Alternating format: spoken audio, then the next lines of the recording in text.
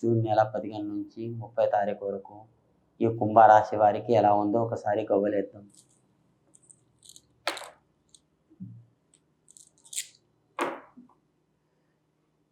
మూడు బోల్తా పడ్డాయి, 2 చిత్తా పడ్డాయండి. ఈ బోల్తా పడ్డే దానికి మొత్తం బోర్ల బొక్క పడినట్టే అయిపోయింది. 2 చిత్తా పడ్డాయి, ఇద్దరు మనుషులు సహకారం చేస్తున్నారు. ఏం టెన్షన్ ఏం లేదు. ముగ్గురు బోల్తా వేసినా కానీ ఇద్దరన్నా తప్పకుండా సహాయపడతారు. కానీ ఊరు అంత పేద కాదు, ఎవరైనా ఒకరు హెల్ప్ చేస్తారు, తప్పకుండా సహాయపడతారు. అనుకున్న పనుల్లో కూడా మంచిగా ఉంది. కానీ ఉరుకులాడకండి, నిదానం చేయండి. అనుకున్న పనులు కానీ, జాబులో కానీ, ఉద్యోగంలో కానీ, కారోబార్లో కానీ, ఎక్కడ పైన కానీ మంచి గడియలు ఉన్నాయి.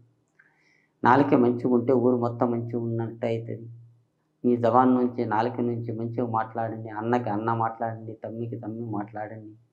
మీరు చాలా బాగుపడతారు. మీ అనుకున్న పనులు కూడా బాగా జరుగుతాయి. మీ కోరిన ప్రశ్న కూడా మంచిగా జరుగుతుంది. ఎక్కడ పైన కానీ తొందరపడకండి. నాగభూషణం అన్నట్టు ఆలోచన ఏకాటంలో కానీ ఎక్కడ పోయినా కానీ మీకు జయం జరుగుతుంది. చాలామంది అనుకుంటారు, వీడు బాగా తింటుండు, బాగానే బతుకుతుండు, బాగానే ఉన్నారు కదా అనుకుంటారు. ఎవరు ఇడిచి చెప్పుకున్నా కానీ వాళ్ళకే అయితేనే ఉంటుంది, మనకేం కాదు అనుకోవాలి. ఒక చెవులో వినాలి, ఒక చెవు నుంచి ఇవ్వాలి. ఆ మాటని పట్టింపు చేస్తే మనకేమవుతుంది, మనకే ఉల్టా అయిపోతుంది. మనము ఈ రాశివారు సైలెంట్ ఉండిపోవాలి. కుంభరాశి వారు సైలెంట్ ఉండిపోతే మన 15 తారీఖు నుంచి 30 తారీఖు వరకు చాలా ఆనందంగా గడిపేస్తాం. ఈ రాశివారు చాలా మంచిగా ఉంది. అందరితో బాగుంటారు, బాగుపడే యోగం కూడా ఉంది. పెద్దల మాట కూడా నిలబెడతారు. అమ్మ నాయన పేరు, పెద్దల మాట పేరు, అందరితోనే మంచిగా ఉంటారు.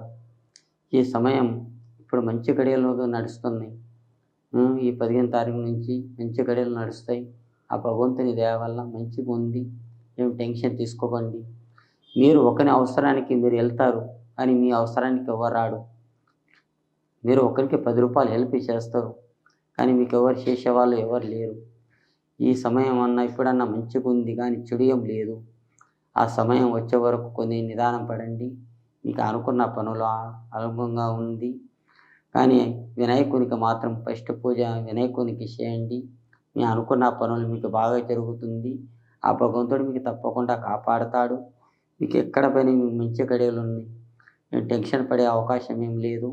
అనుకున్న పనుల్లో బాగా జరుగుతుందండి. చేసే పనుల్లో కూడా మంచిగా ఉంది. కానీ తొందరపడవద్దు.